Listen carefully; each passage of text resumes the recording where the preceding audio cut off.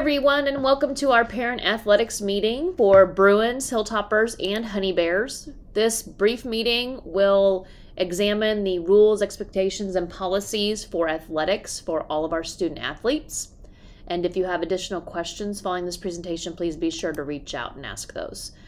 Our policies are reviewed annually, and parents, coaches, and administrators are involved in that review. The board approves the policies, and then parents and students are expected to read through the entire packet and handbook before signing their agreement to participate in athletics.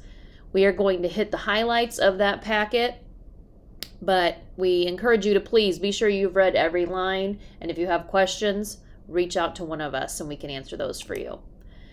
Our handbook is in effect for a full 365 days a year at all times. Student athletes are expected to adhere to the guidelines. Eligibility is the biggest one for most of our students. Students have to be passing every subject to participate. This includes our co-op programs. So even if the co-op school has a lesser amount of courses that need to be passed, for our student athletes, Mount Pulaski students, they must be passing every single subject to participate. Their grades are compiled and checked every Friday at noon in Teacher Ease. Those grades that stand at noon are what we count on Fridays. The coaches will notify the parents on Friday of ineligibility, and ineligibility runs the following Monday through Sunday. If you are ineligible for 4 weeks, you're dropped from the team or activity at the high school level, which includes things like FFA and FCCLA. Ineligible means you cannot go to practice, you cannot go to games, you can't even go to watch a game, and you cannot go to any school events or activities. So if it happens to be prom and you're ineligible, you cannot go to prom. If it happens to be a homecoming dance, you cannot go to a homecoming dance. The only allowed activities are going to school and staying after school for additional help or support in an academic area. Students who are late or tardy to school beyond 15 minutes, so you get to school after 8:15 a.m., you are not allowed to practice, participate, or attend any school activity that evening unless you have a signed excuse from a medical professional. So if you roll out of bed at 8:20, you're late. You can't go to practice, you can't go to a game, unless you have a doctor's note.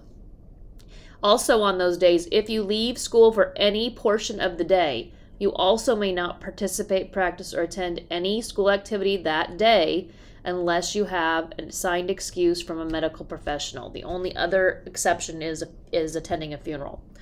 And this is an important policy that a lot of people don't seem to remember in the moment, but they must be at school to participate in after-school activities.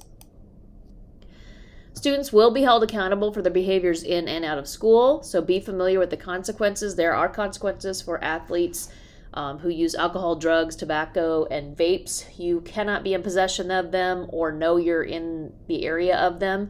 You may not knowingly be in attendance at a party or a place where someone is using and possessing those things. If you find yourself in a location where you suddenly notice those things are around, you need to leave that situation immediately. Go out of that party or attendance place, get home, tell your parent what you noticed, and then get a hold of your coach or athletic director and let them know that you left as soon as you saw what was going on. The lowest acceptable behavior becomes our culture, so swearing and rough physical contact are not appropriate behaviors for any of our coaches or any of our athletes. So we want to hold high expectations for behavior and be a good sport. Athletes exhibit a sign, symptom, or behavior with concussion. They will be removed from contest or practice and need to be evaluated by a licensed physician, and they will be only allowed to return to play, including physical education, with a doctor's note indicating that either they are free from concussion or indicating the concussion protocol they need to be following. Performance enhancing and drugs obviously are not allowed for our athletes. The IHSA does do random drug testing, so signing up to do athletics at the high school level, you do sign a waiver that indicates if your child is drawn for random drug testing that they will be drug tested. Your paperwork must all be turned in to either Mrs. Cooper at the high school or Mrs. McLaughlin at the grade school. All of it has to be returned. You have to have every portion of it filled out. Oftentimes we get things back that aren't signed some places and we have to send it back. So please be sure you filled out all of the different components of that paperwork. All of the fees must be paid before a student may participate in an athletic activity. This includes registration fees, broken Chromebook fees, all the fees, including the athletic fee. If you need to set up a payment plan at the high school, you can speak to Mrs. Kretzinger in the office, and at the grade school, you may speak to Mrs. Beckers about payment plans for fees. And we need to be sure we're communicating clearly with each other. Parents may contact the coach via text if he has given you or she has given you their cell phone number, but students should never be communicating via text with their coach. All teams are required to utilize the team app for communications between coach and student athletes. That is a place where all of the posts can be public, and that is what we want to do, is make sure we're maintaining appropriate boundaries between our coaches and our athletes. And so team app is the way students can interact with their coach. They may also email their coach at their school email address, as those are also logged and tracked. High school coaches, they primarily will communicate through the student athlete. The grade school coaches will communicate with students, but they may work a little more closely with parents. But with parents, it's important that you remember there is a 24-hour rule in effect. You should never come up to a coach after a game and want to argue or discuss something that happened in that game with the coach. At that time, it is the coach's priority to be supervising their student athletes, not to be making a parent feel better about a situation. The student athlete is their primary supervisory duty on a game day, right after a game, in those moments. So take 24 hours, and then you have to work through the appropriate protocol. So if it is a situation that an athlete should be discussing with the coach, then the athlete needs to have had that discussion with the coach first. If in that moment the student athlete is not satisfied with the direction that the coach has given them, at that time, then the parent should contact the coach appropriately, either through school email or by calling the school to set up a time to address concerns and have a meeting. If you are not satisfied at that point, then you may contact the athletic director about the situation. And if after that meeting, the next step is the principal. If you communicate out of order, you will be directed by myself or the athletic director to work backwards through the appropriate steps. The coaches and sponsors are instructed not to enter dialogue with you when they are supervising students. In terms of transportation, every athlete is required to ride the bus to and from a contest. If a parent needs an exception to the rule on a minor occasion, you are allowed to contact the building principal to get permission to meet the team at a contest location. Failure to follow the protocol results in the student athlete not competing at that event. So riding to, if you have to meet them, say your child has a physical and you're already going to be in Springfield, so you'd like to transport them from your physical appointment to the Springfield school where the contest is happening, all you need to do in that minor occasion is contact the principal via email or phone call and ask permission, and then we will give a notice to the coach that you'll be meeting them. If you just show up with your child at something and don't have that prior approval, do not expect them to play. They will not be allowed to play. They must ride the bus with their team. After a game, a child is allowed to sign out and ride in their parents' care home. So you may sign out your own child on the official transportation form and take your own child home. There might be rare occasions where a family member needs to do it if you're out of town or something. Those things also need to be ran through the principal.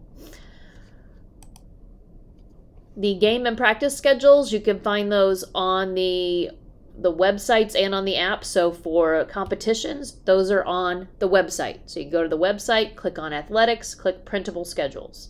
When you need practice information, that will all be in the team app. So make sure you're on the team app to find out when and where your students are practicing. These things are also posted by Mrs. Cooper at the high school, Mrs. McLaughlin at the grade school, and changes will be sent out by the athletic director through email, or also changed and sent out by those two administrative assistants in the offices. But be sure you're on team app for your coach. The contact information on this slide, it depends on which coach you're working with right now at this meeting, but here's the contact information for the athletic director, Mr. McVickers, and the high school and grade school office contacts for paperwork and fees at the grade school and the high school. And remember that this should be fun for you and most importantly for your athletes. You know, our coaches care about our athletes and their sports, and their judgment may not always match what you think should be happening, but it is their job to make the coaching decisions. It's your job to focus on making sure your child enjoys a sport. And you have to remember, the coach is involved in taking care of all the student athletes. They're not just focused on one person. So don't get too caught up also in wins and losses. Our athletes need to learn to lose. They need to learn to lose gracefully. And please be a positive fan. Our kids just need support. They don't need to rehash every emotional problem that happened in a ball game. They need to be able to come back to practice the next day and have positive interaction with their peers on the court and be able to work through things in practices. But if they are not hearing their parents speak positively about their teammates outside of practice and games, then it's going to be hard for them to be positive. So set a good example, please, for your students, and you can speak to things you'd like them to work on as individuals, but try to be positive about their teammates. And if you have questions, please feel free to reach out to either of the principals if you're wondering about policy, or you can also reach out to the athletic director about policy questions. But at this time, we're going to have your coaches do their specific rules for each sport, and we want to wish every one of our student athletes and parents an enjoyable experience, and we thank you for letting your students participate in Mount Pulaski Athletics.